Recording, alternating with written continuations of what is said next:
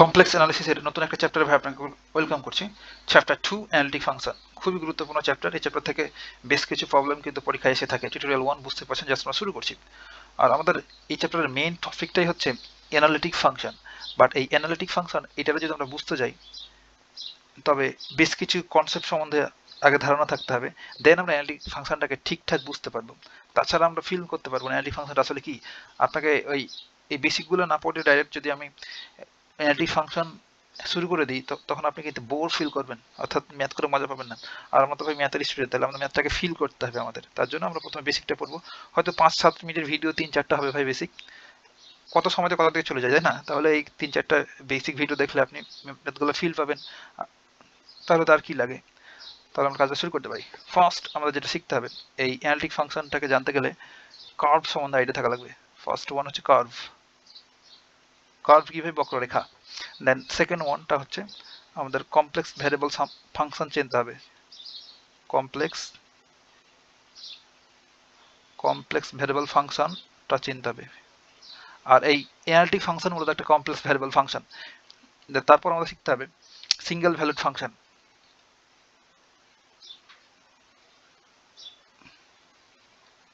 এক মান বিশিষ্ট ফাংশন যেটা বলি ফাংশন।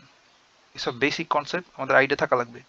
দেন আমরা ফিল করতে পারবো অ্যানালিটিক ফাংশনটা। 4 নম্বরে যেটা দেখতে হবে মাল্টি ভ্যালুড ফাংশন।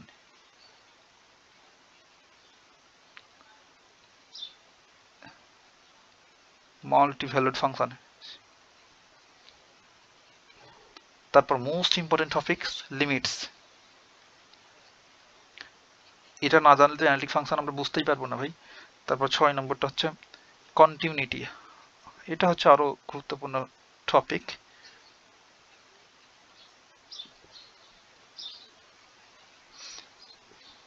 কোন একটা কমপ্লেক্স ভ্যারিয়েবল ফাংশনকে এই অ্যানালিটিক ফাংশন হতে গেলে সেটাকে কন্টিনিউয়াসও হতে হবে, অর্থাৎ অবিচ্ছিন্ন। সেহেতু এই টপিক গুরুত্বপূর্ণ, আইডিয়া থাকা লাগবে। 7 নম্বরটা হচ্ছে ডিফারেন্সিবিলিটি, অন্তরীকরণযোগ্যতা। কোন একটা কমপ্লেক্স ভ্যারিয়েবল ফাংশন হয় যখন কন্টিনিউয়াস হয় এবং ডিফারেন্সিবল হয়, তখন সেটাকে আমরা অ্যানালিটিক ফাংশন বলি। সেহেতু এই টপিকটা ঠিকঠাক জানা লাগবে।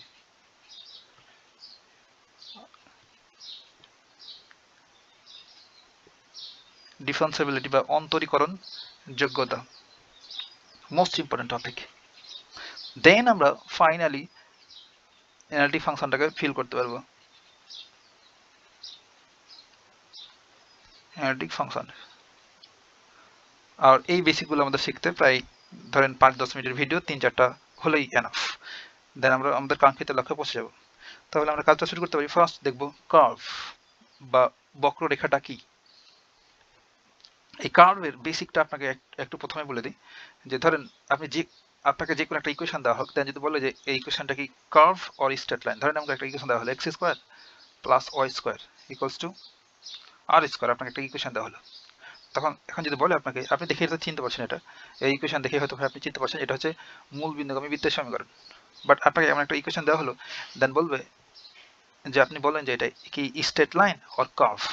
তখন আপনি দেখবেন যে এখানে যে ভ্যারিয়েবল আছে, ভ্যারিয়েবল এক্স আর ওয়াই, তার পাওয়ার কত, পাওয়ার যদি একের চাইতে বেশি হয় তখন সেটা হয়ে যাবে কার্ভ বা বক্ররেখা। তাহলে বৃত্ত কিন্তু একটা বক্ররেখা, বাট বক্রতা সব জায়গায় সেম। আমরা ক্যালকুলাস 2 পড়ছিলাম তখন এগুলো শিখেছিলাম। বক্রতা যদি কন্টিনিউয়াস হয়, বক্রতা যদি কনস্ট্যান্ট হয়, সব জায়গাতে বক্রতা সেম, তখন সেটাকে আমরা বলি বৃত্ত। আর তাহলে সিম্পলি আপনি একটা জিনিস মনে রাখবেন, যখন একটা ইকুয়েশন দেওয়া হবে, দেন ওই ভ্যারিয়েবলের পাওয়ার যদি অন থাকে তো সেটা হবে স্ট্রেট লাইন। আর ভ্যারিয়েবলের পাওয়ার যদি একের চাইতে বেশি হয়ে যায়, 2-3 এসব, তবে সেটা হয়ে যাবে কার্ভ বা বক্র লাইন। ধরেন আপনাকে যদি বলা হয় যে 2x প্লাস 3, এটা কি কার্ভ না স্ট্রেট লাইন? তখন দেখছেন ভাই আপনি এখানে এই এক্স এর মাথার উপরে পাওয়ার হচ্ছে 1, আর অর্থ হচ্ছে এটা হচ্ছে একটা স্ট্রেট লাইন। যদি এমন করে বলা হতো 2x square plus 2y square plus 5 equals to 0, definitely এটা হচ্ছে একটা কার্ভ বা বক্ররেখা, কারণ x এর পাওয়ার হচ্ছে একের চাইতে বেশি, কিংবা y এর পাওয়ার একের চাইতে বেশি। এমন করে যদি লেখা থাকে y square equals to x square, এমন করে থাকতে পারে, তাই না? তাহলে বললাম y square plus 2x equals to 0, এটাও কিন্তু একটা কার্ভ। অর্থাৎ ভ্যারিয়েবলের পাওয়ার একের চাইতে বেশি থাকলেই সেটা হয়ে যায় কার্ভ। এতটুকু হচ্ছে বেসিক কথাবার্তা। এখন আমরা এই কার্ভ নিয়ে কথাবার্তা বলবো বা বক্ররেখা, বক্ররেখা ওর কার্ভ। সুন্দর করে এটা, ওকে।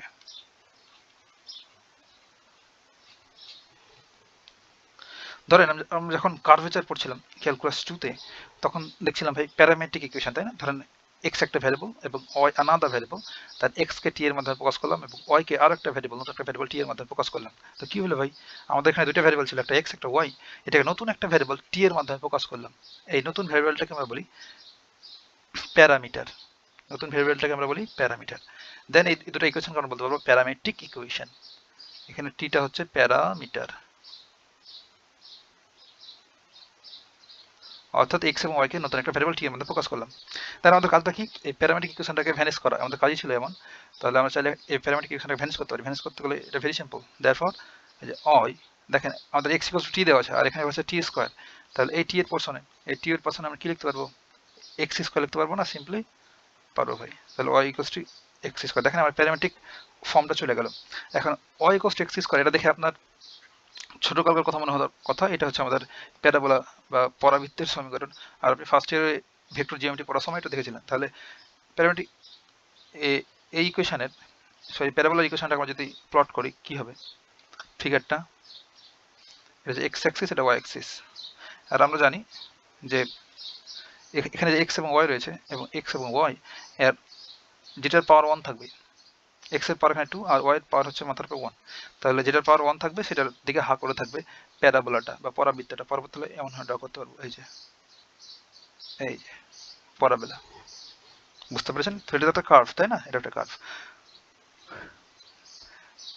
বাট এখানে এই প্যারামেট্রিক ইকুয়েশন গুলো যে সব সময় এমন করে রিপ্লেস করে দেওয়া যাবে, প্যারামেট্রিক ফর্মটাকে নাই করে দেওয়া যাবে এমন না, এত সহজ ফর্মে থাকবে এমন না। আমাদের এমন হতে পারে, ধরেন X equals to T square minus T plus 1 লিখা আছে, আবার Y equals to T raise to the power 4 plus T square, এমন করে দেওয়া আছে। তাহলে দেখেন তো আমি চাইলে কিন্তু এক্স এবং ওয়াই এর মাধ্যমে অর্থাৎ এই ফর্মে নিয়ে আসতে পারবো না এটাকে। এখন আমরা জাস্ট বেসিক কথাবার্তা বললাম কার্ভের, বাট আমরা কমপ্লেক্স অ্যানালাইসিসে কার্ভ কি সেটা দেখবো। Complex অ্যানালাইসিসে curve,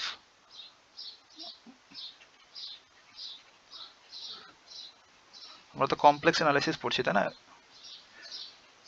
complex analysis a curve বা বক্রতাটা কি, মোস্ট ইম্পর্টেন্ট টপিক। ধরেন আমাদের একটা কমপ্লেক্স নাম্বার দেওয়া আছে, আর কমপ্লেক্স নাম্বার সবসময় এক্স প্লাস আই ওয়াই ফর্মে থাকে। তো আমরা প্যারামেট্রিক ইকুয়েশন আগে লিখছি কারণ আমরা কার্ভকে ডিফাইন করব। তাহলে Z equals to t plus iota t, iota বা এটাকে আমরা সবাই চিনি, এটা ইমাজিনারি নাম্বার। আর আয়োজিত নাম্বারকে তো ইমাজিনারি বা কাল্পনিক কমপ্লেক্স নাম্বার বলি, তাই না? আর আমরা চিনি ভাই Z equals to x plus I Y, এটা হচ্ছে একটা কমপ্লেক্স নাম্বার। তাহলে বলতে পারেন আমরা এই ইকুয়েশনটাকে, এই দুটাকে একসাথে জাস্ট কমপ্লেক্স ফর্মে নিয়ে আসলাম। এখন আমরা যেহেতু জানি z equals to x plus I y, সেহেতু এই জেডের জায়গাতে x plus I y put করে দিতে পারবো চাইলে। এই যে x plus I y equals to t plus iota y বা i y, sorry iota t, iota t. আর আমরা জানি ধরেন এ প্লাস আই বি কোন একটা কমপ্লেক্স নাম্বার এবং another complex number x plus i b, এই দুটো i y, x plus I Y একটা কমপ্লেক্স নাম্বার এবং এ প্লাস আই বি আর একটা কমপ্লেক্স নাম্বার, যদি দুটো সমান হয় এর অর্থ হচ্ছে যে এই দুটার রিয়াল পার্ট সমান রিয়াল পার্ট হবে বা বাস্তব অংশ সমান বাস্তব অংশ, আর ইমাজিনারি পার্ট সমান হবে ইমাজিনারি পার্ট। তাহলে আমরা এখানে লিখতে পারবো এ প্লাস এক্স এবং লিখতে পারবো B equals to Y, sorry এখানে প্লাস বলছি, এ ইকুয়ালস টু এক্স এবং বি ইকুয়ালস টু ওয়াই লিখতে পারবো। তাহলে এক্ষেত্রে ওই কনসেপ্টটা এখানে যদি অ্যাপ্লাই করি তো আমরা এখানে কি লিখতে পারবো, যে এক্স ইকুয়ালস টু টি এবং ওয়াই ইকুয়ালস টু হলো টি স্কোয়ার, এখানে স্কোয়ার দিয়ে রাখলে ভালো লাগবে দেখতে, square, Y equals to T square. তাহলে আমরা চাইলে এগুলোকে এক্স ইকুয়ালস টু টি, এটারে আমরা এফ অফ টি আকারেও লিখতে পারবো, এবং ওয়াই অফ টি এটাকে চাইলে এফ আর একটা নতুন একটা ফাংশন জি অফ টি আকারেও লিখতে পারবো, যে ডান পাশে টি ছাড়া কিছু নয়, জি অফ টি অর্থাৎ টি এর ফাংশন।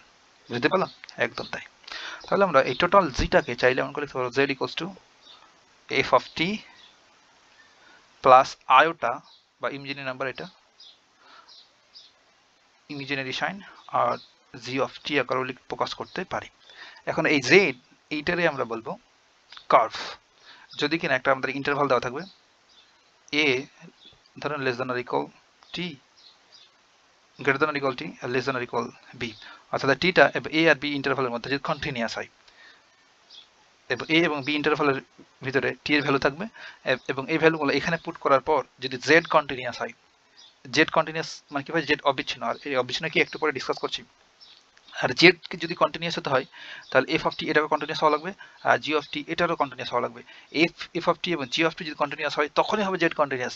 আর জেড কন্টিনিউয়াস মানে এইটা যা লিখলাম এখানে সেটা একটা কার্ভকে নির্দেশ করবে বা বক্ররেখাকে নির্দেশ করবে। এটাই হচ্ছে কার্ভ মূলত কমপ্লেক্স নাম্বারের ক্ষেত্রে।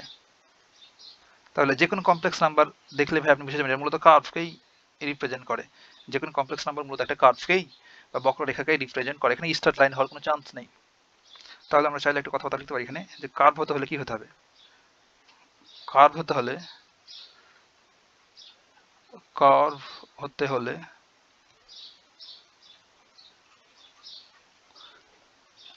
এফ অফ টি ও জি অফ টি কন্টিনিউয়াস হতে হবে। কন্টিনিউয়াস কি একটু পরে দেখছি, কন্টিনিউয়াস হতে হবে।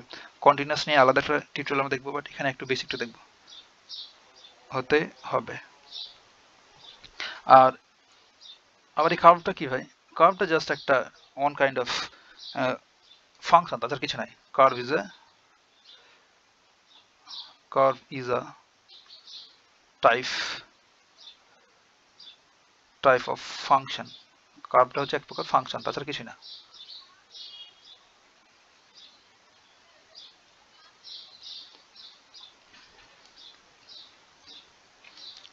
এখন আমরা একটা কমপ্লেক্স নাম্বার নেব, দেন দেখবো যে সেটা কি কার্ভকে রিপ্রেজেন্ট করছে কিনা। ধরুন z ইকুয়ালস টু একটা ফাংশন দেওয়া আছে আমাদের, কমপ্লেক্স ফাংশন 1 আপন t মাইনাস 2 প্লাস আয়োটা 1 আপন t স্কোয়ার প্লাস 1। দেন আমাদের রেঞ্জটা দেওয়া আছে এখানে যে গ্রেটার দেন 0 টিটা এবং লেস দেন আর ইকুয়াল 4। ওর অর্থ হচ্ছে এই ফাংশনে আমরা এই টি এর ভ্যালু 0 থেকে 4 পর্যন্ত পুট করব, দেন যদি এই জেড ফাংশনটা কন্টিনিউয়াস হয় তখন আমরা সেটাকে বলতে পারবো একটা কার্ভ কমপ্লেক্সের জন্য বা কমপ্লেক্স অ্যানালাইসিসের কার্ভ। তাহলে এটাকে চাইলে এজেডটাকে এমন করে লিখতে পারি এফ অফ টি এই অংশটুকুকে, এবং এই পরের এই অংশটুকুকে লিখতে পারবে হবে যে plus iota G of t. এই আয়োটা জাস্ট এখানে রেখে দিলাম।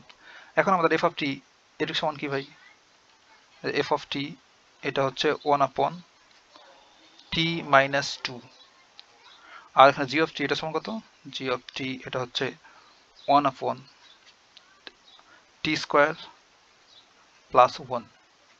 এখন আমরা এই ফাংশনে টি এর পোর্শনে এই 0 থেকে 4 পর্যন্ত ভ্যালুগুলো পুট করে দেখবো, বাট এখানে যদি আমরা দেখেন ভাই এর ভিতরে 2 শুদ্ধ রয়েছে তাই না, 0 থেকে শুরু করে 4 পর্যন্ত, তার ভিতরে 2 রয়েছে। এই ফাংশনে যদি আমরা x equals to T equals to 2 put করি, টি ইকুয়ালস টু 2 যদি বসাই তাহলে কি হবে দেখেন, এই ফাংশনে এফ অফ টি আমরা কন্টিনিউয়াস হচ্ছে কিনা সেটা নিয়ে একটা কথা বলছি, এবং কার্ভ হবে কিনা। তাহলে আমরা এই টি এর পোর্শনে যদি 2 পুট করি তাহলে এটা সমান দাঁড়ায় 1 আপন 2 মাইনাস 2। তাহলে কি হবে, এফ অফ 2 ইকুয়ালস টু হচ্ছে দেখেন 1 আপন 2 মাইনাস 2 মানে 0, তাহলে 1 আপন 0 মানে কি ইনফিনিটি না, 1/0 মানে কত ইনফিনিটি ভাই, আনডিফাইন্ড। তাহলে এফ অফ 2 তে এই ফাংশনটা আনডিফাইন্ড বা অসংজ্ঞায়িত বা ইনফাইনাইট। আর অসংজ্ঞায়িত মানে কি কন্টিনিউয়াস না, ফাইনাইট হতে হবে বা সংজ্ঞায়িত হতে হবে তবে তো কন্টিনিউয়াস হবে। যেহেতু অসংজ্ঞায়িত সেহেতু এই দুটো ফাংশন তো রয়েছে f of t g of t, এই দুটোর ভেতরে ভাই আমরা প্রথমে দেখছি যে এফ অফ টি ফাংশনটা কন্টিনিউয়াস না, অসংজ্ঞায়িত, সেহেতু জেডও কন্টিনিউয়াস না। তাহলে আমরা এইটারে যেটা নিলাম এটাকে আমরা কার্ভ বলতে পারবো না, ইজ নট কার্ভ, এটা কোনো কার্ভ না। তাহলে এই রেঞ্জের ভেতরে জেড যে একটা কমপ্লেক্স ফাংশন কিংবা আপনি কমপ্লেক্স নাম্বারও বলতে পারেন নিলাম, সেটা কার্ভকে রিপ্রেজেন্ট করছে না, কারণ এটা কন্টিনিউয়াস না। কার্ভ হতে গেলে অবশ্যই কন্টিনিউয়াস হতে হবে জেড কে, আর জেড কন্টিনিউয়াস মানে F of T continuous, G of T continuous. আমরা প্রথমে চেক করে দেখছি যে এফ অফ টিটা কন্টিনিউয়াস হচ্ছে না, এটা ইনফাইনাইট হয়ে যাচ্ছে, আনডিফাইন, অসংজ্ঞায়িত, অনির্ণীয়। সেহেতু আমরা বলতে পারছি যে এটা কি না ভাই, এটা একটা কার্ভ না বা বক্ররেখা না। আমরা চাইলে রেঞ্জটাকে পরিবর্তন করে একটা কার্ভ বানিয়ে দিতে পারি। ধরেন এখানে রেঞ্জটা চেঞ্জ করে ফেলি। আমরা রেঞ্জটা যদি এমন দিই যে আমাদের ছিলটা কি, যে z ইকুয়ালস টু, হয়তো ওইটা আবার যদি লিখি 1/t-2 plus iota 1/t² plus 1, এই যে আমাদের কমপ্লেক্স নাম্বারটা ছিল। এখন এখানে রেঞ্জ দেওয়া ছিল 0 থেকে 4, বাট আমরা যদি রেঞ্জটা একটু চেঞ্জ করে দিই তবে এটা কিন্তু কার্ভ হয়ে যাবে, t less than or equal 1। এবার দেখেন 0 থেকে 1 এর ভিতরে সমস্ত ভ্যালু যদি পুট করি এখানে দুটো ফাংশনে, এখানে আর এখানে, তবে এটা কি আর ইনফাইনাইট বা আনডিফাইন হবে না, অসংজ্ঞায়িত হবে না। তখন এটার আমরা বলতে পারবো কার্ভ, ইজ আ কার্ভ। বুঝতে পারলাম? তাহলে আমরা ইন শর্ট কার্ভ, কমপ্লেক্স নাম্বারের ক্ষেত্রে কার্ভ মাথায় আসলে, আপনার মাথায় কার্ভ সম্বন্ধে কথাবার্তা বললে আমাদের মাথায় আসবে যে জেড ইকুয়ালস টু এমন একটা ফর্ম থাকবে F of t plus iota G of T. Curve শুনলেই ভাই কমপ্লেক্স নাম্বার পড়ার সময়, আর যেটা এটাকে চাইলে এমন করে লেখা যায় একই জিনিস, অর ফরম্যাট, এটা এইভাবে লিখতে পারি, বা জেড ইকুয়ালস টু এটার x of t plus iota y of t আকারেও লেখা যায়, একই জিনিস। আর এখানে আমাদের জেড, এই জেডকে মাস্ট বি কন্টিনিউয়াস হতে হবে, এই জেডটাকে must be continuous.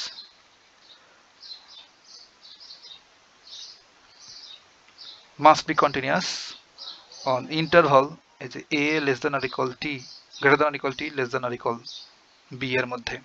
R z continuous মানে কি ভাই, z কন্টিনিউয়াস এটার অর্থ হচ্ছে g অফ t কন্টিনিউয়াস হতে হবে, g অফ t আর আপনি এটাকে বলতে পারেন y অফ t, একই জিনিস, কন্টিনিউয়াস হতে হবে।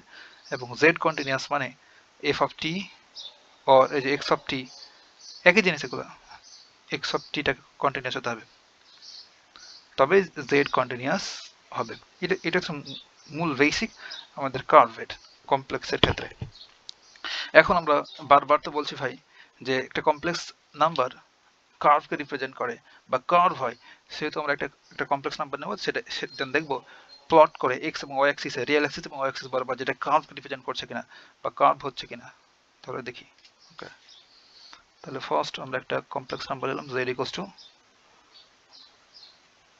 টি square plus T cube I, বা এটা আমরা চাইলে প্রথমে আইটা লিখে দেখতে পারবো, টি স্কোয়ার আইটা টি কিউব আমাদের একটা কমপ্লেক্স নাম্বার। এখানে প্লট করে দেখব যে এটা কি আমাদের কার্ভ হচ্ছে কিনা। ফার্স্ট আমরা এক্স অ্যাক্সিস ড্র করলাম, এটা হচ্ছে ওয়াই অ্যাক্সিস, একটু নিচে করলে ভালো হয়, এক্স অ্যাক্সিস এবং ওয়াই অ্যাক্সিস। আর আমরা যখন কমপ্লেক্স নাম্বার পড়ি ভাই তখন আমরা কি করি, এই এক্স অ্যাক্সিসকে বলি আমরা রিয়েল অ্যাক্সিস, এটা হচ্ছে রিয়েল বা বাস্তব অক্ষ, আর ওয়াই অ্যাক্সিসকে বলি আমরা ইমাজিনারি অ্যাক্সিস, ইমাজিনারি অ্যাক্সিস বা কাল্পনিক অক্ষ। আর এখানে ধরে আমাদের রেঞ্জটা দেওয়া আছে এমন 0 greater than t less than or equal 4, ইন্টারভালটা দেওয়া আছে। এখন আমরা সুন্দর করে জাস্ট ভ্যালুগুলো পুট করব। ধরুন z ইকুয়ালস টু এটারে এমন করে ফাংশন আকারেও লিখতে পারি, ফাংশন কি লিখবো, ডাইরেক্ট ভ্যালু বসে দিই। যখন আমরা t এর ভ্যালু ভাই এই ফাংশনে এইখানে 0 পুট করলাম, তখন বলেন তো এই z ইকুয়ালস টু কি হবে, এটা z equals to T square, এই পোর্শনে 0 পুট করলে 0 পর স্কোয়ার মানে 0 প্লাস আয়োটা আর 0 কিউব, এই 0 দিতে হবে। তাহলে এইটার আমরা চাইলে কি লিখতে পারি, এটাকে আমরা কোঅর্ডিনেট আকারে লিখতে পারি। তাহলে এটা হচ্ছে x এর ভ্যালু, এই যে একটু দেখাই, z equals to x plus z equals to x plus iota y আমাদের কমপ্লেক্স নাম্বার। আর এইটাকে আমরা x, y ও লিখতে পারি, তাই না? আমরা দেখেছি এগুলো ফার্স্ট চ্যাপ্টার পড়ার সময়, কমপ্লেক্স নাম্বার পড়ার সময়। তাহলে এইটার আমরা কোঅর্ডিনেট আকারে লিখলে 0,0 বলতে পারবো। তো 0,0 কোথায়? এখানে। এবার আমরা টি এর ভ্যালু টি ইকুয়ালস টু নিলাম 1, টি ইকুয়ালস টু 1 যদি নিই তাহলে আমরা জেড এই টি এর পোর্শনে 1 পুট করলে 1 স্কয়ার মানে 1 প্লাস আয়োটা আর টি কিউব, অর্থাৎ টি এর পোর্শনে 1 পুট করলে 1 কিউব মানে হচ্ছে 1, তাহলে 1। তাহলে এইটারও যদি আমরা এমন করে ইন্টারভাল আকারে লিখি, সরি পেয়ার আকারে, তাহলে এটা লিখতে পারবো এটা হচ্ছে এক্স এর ভ্যালু, এটা হচ্ছে ওয়াই এর ভ্যালু, তাহলে 1,1। তাহলে এই পয়েন্টটা হবে, ধরেন এটা হচ্ছে 1 এক্স অক্ষ বরাবর বা রিয়েল অ্যাক্সিস বরাবর আর ইমাজিনারি অক্ষ বরাবর। এই যে আই আছে ভাই, এই যে যেটার পাশে আই থাকবে সেটা ওয়াই অক্ষ বরাবর যাবে, তাহলে এই 1 যাবে ওয়াই অক্ষ বরাবর এই যে এখানে।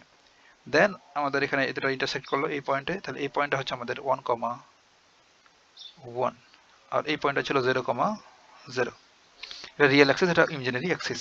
আর এখন আমরা যে প্লেন এসব কাজগুলো করছি এগুলোকে আমরা কমপ্লেক্স অ্যানালাইসিস পড়ার সময় বলি এটা কমপ্লেক্স প্লেন বা জটিল তল। কমপ্লেক্স প্লেন, জটিল তল, এটা আরেকটা নাম আছে আর্গন প্লেন, আর্গন প্লেন বা আর্গন তল, আর এটার গসিয়ান প্লেনও বলা যায়। এখন আমরা টি একটা বড় ভ্যালু নেব, টি কোস্ট যদি 2 নিই তাহলে জেড এটা হবে এরকম, টি এর উপরে স্কয়ার দিলে হবে 4 প্লাস আয়োটা টি এর উপরে কিউব দিলে হবে, এখানে টি এর পোর্শনে 2 পুট করলে হবে 8। তাহলে এটাকে যদি আমরা পেয়ার আকারে লিখি তবে 4,8 পাবো। তাহলে 4,8 এটা কোথায় হবে?